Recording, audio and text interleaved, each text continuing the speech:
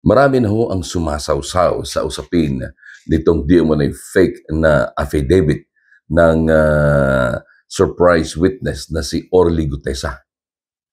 Fake di umano itong kanyang affidavit o fake ang pirma ng abogado sa affidavit na ito.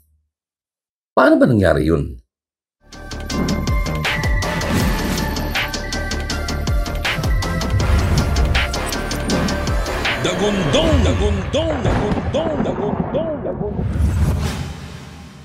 Magandang araw pong muli sa inyong lahat, mga kaibigan. Kumusta po kayo ngayong araw na ito?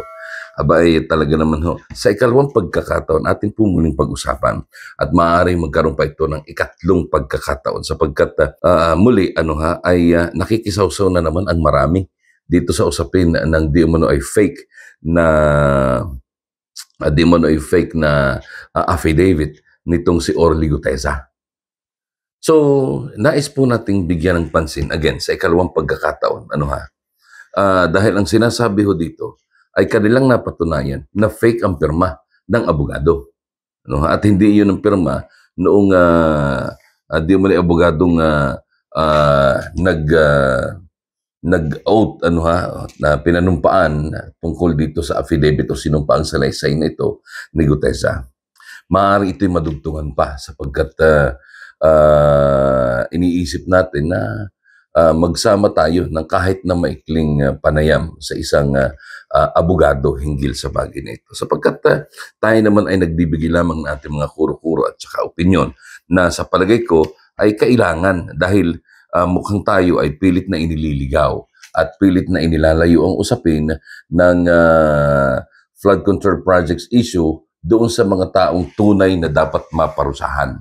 Dahil kung papansinin ninyo, sa halip na yung mga itinuturong tao sa likod nitong pondo na ito ang nakakasuhan at napaparusahan, hindi eh.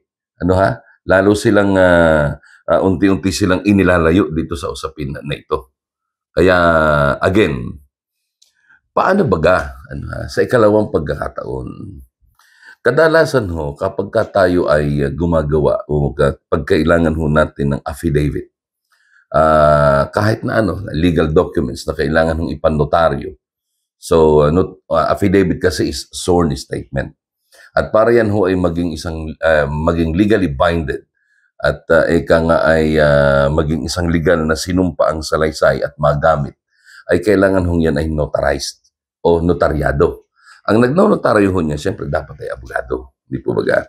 Pero sa kasalukuyang sitwasyon po natin at maaaring ngayon unti-unti nang nagbabago sapagkat ito'y napag-uusapan na naman at maaaring yung mga dati kong pinuntahan ay hindi na ganon. Maaaring mahigpit na ang pagpapanotaryo.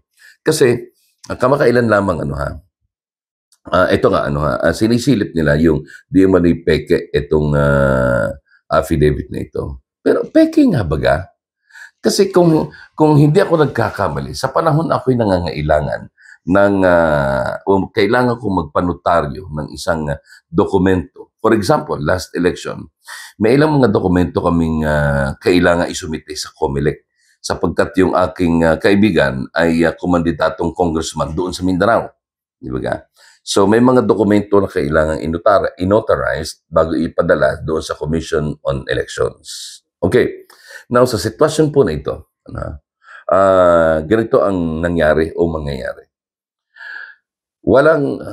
Dahil kailangan ko magpanotaryo, pupunta ako sa isang opisina na may nakasulat na notary public.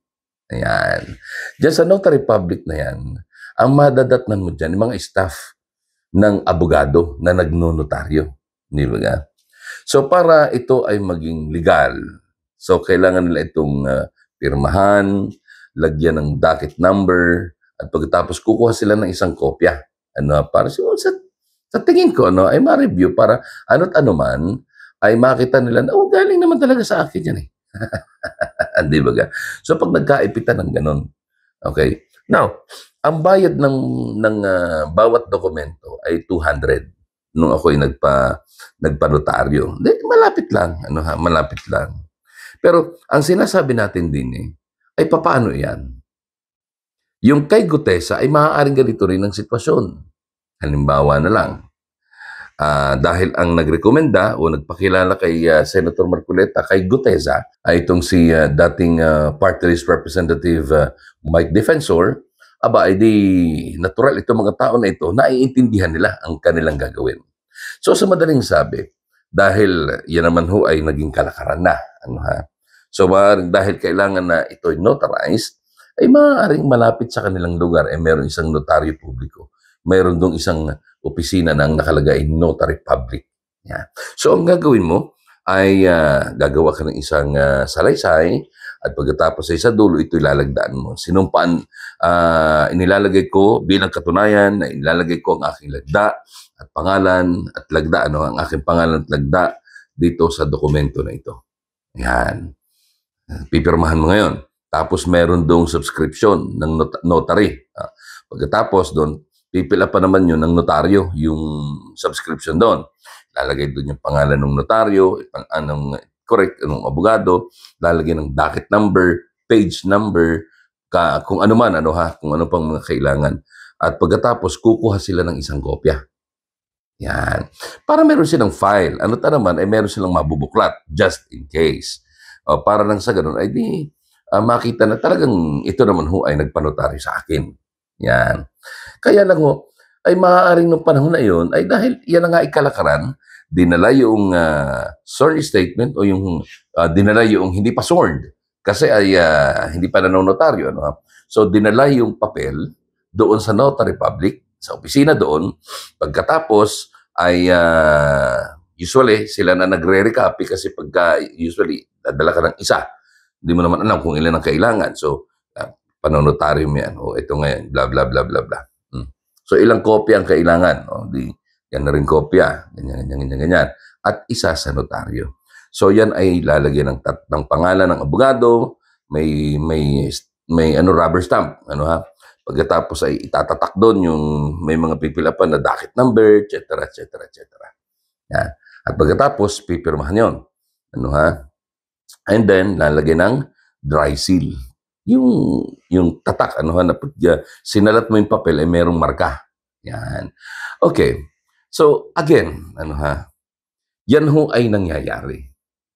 Kung sinasabi ngayon ng mga magagaling nating diputado at ng mga nakikisawsaw, lalo na itong isang si Terry Redon ng Bicol Saro Party List, na nakisawsaw na rin dito sa usapin na ito. Sa madaling sabi, dahil hindi naman talaga yung abogado ang pumirma doon sa notaryo na iyon at ayaw niyang masangkot kasi hindi niya alam na doon gagamitin. So nabanggit na kanyang pangalan, hindi ba? Ay sinabi nung, teka muna, hindi duman sa akin yan, hindi ko pinirmahan yan. Siyempre, lalabas na, peke. Pero dumaan ito sa kanyang opisina o doon isa sa kanyang mga stall na nagsasabing notary public. Maaaring ganon. Maaaring ganon. So, ang pipirma doon ay yung kanyang staff. Kaya ito ay dapat na, dapat itong usisain na maigi. Kasi kung hindi, isa lang ang ibig sabihin ito. Lahat kami na mga nagpanotaryo sa notary public na mga stall na yan, nagbayad, may docket number, may dry seal, etc. ng notaryo. So, ibig sabihin, dahil hindi yung mismong abogado ang pumirma, lahat niyon fake. Gaano karaming mga dokumento ngayon ang sasabihin natin ngayong fake? Di ba? Ay kung talagang ito'y hindi pinapayagan, bakit ito'y nagkalat mismong sa malalapit na tanggapan ng pamahalaan? Gilid ng Pasay City Hall. Alam natin yan. Alam ninyo yan, yung mga gusto magpa-notarize. Mas madali doon sa gilid ng malapit doon sa gilid ng Pasay City Hall. Binabanggit yun eh. Okay, punta ka doon sa dyan sa may timog, meron dyan. Punta ka doon.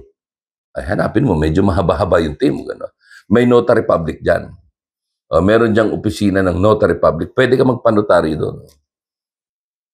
Diyan sa may mismong gilid ng Camp Aguinaldo, sa kahabaan ng Boni Serrano, meron din dyan, doon sa may main gate ng Camp Aguinaldo.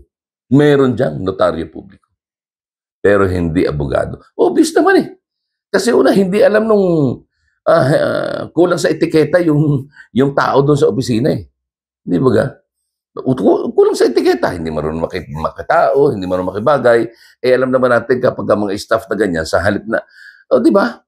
So, we know, kumbaga man ay alam na natin. Sabi nga ay, we know the drill. At alam na natin ang ating maaasahan dyan. Kaya ano ang pinagsasasabi nitong mga ito na fake ang testimonya nitong si Orly Gutesa? Sabihin na natin. Paano halimbawa kung gano'n rin ang aking sitwasyon? Gusto ko pong magbigay ng aking salaysay. At ito po isusumpaan ko sa harap ng publiko at sa harap ng Senado. Anong sasabihin mo? Mayroon po akong papel. Ito po yung listahan ng akin po mga sasabihin. Maaari po bang ito na lang ang aking basahin? Ibigay mo doon. Okay, uupo ka ron, tatawagin ka, i-acknowledge ka. Ito po nangyayari, babasahin ko po. Eh, sinumpaan mo ngayon yan? You're under oath dyan ho sa Senado, di ba ga? So, sa madaling sabi, kung ito ang papel na ito na sinasabing fake, ay walang bisa bilang isang legal na dokumento, ay di, dapat ang pagbasehan yung kanyang sinumpaang salaysay sa harap ng publiko. Kasi, kahit na sabihin mo na mismong yung abogado ang pumirma, o pumirma nga ho siya dyan, yan ho ang kanyang sinabi at pinirmahan ko yan, notarize ko yan. Eh kung nagsisinungaling ako, hindi ba ga? Kung ako'y nagsisinungaling. Kaya, Diyos ko, hindi tayo matatapos pa. Dudugtungan natin ito. At sa ating pagbabalik, mga kaibigan, sisikapin ko na mayroon tayong kasamang abogado. O kung hindi man kasama, ay mayroon tayong tugon mula sa isang abogado. Para nang sa ganun, ay malinawan tayong lahat. Hindi man tayo abogado, at least ay merong magsasabi sa atin kung ano baga ang tama. Maraming salamat po. Sumainyo ang isa na namang edisyon ng ating programa na kahit mahirap ay patuloy na gumigising sa mga nagtutulog-tulugan. Ako pa rin po ang inyong lingkod. Ron Ramos po, ang inyong yayamanin, sexy at swabbing komentarista dito po sa YouTube. Maraming salamat. Magandang araw sa inyong lahat.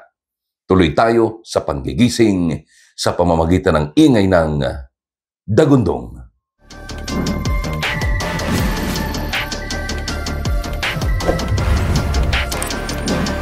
Dagundong, dagundong, dagundong, dagundong, dagundong.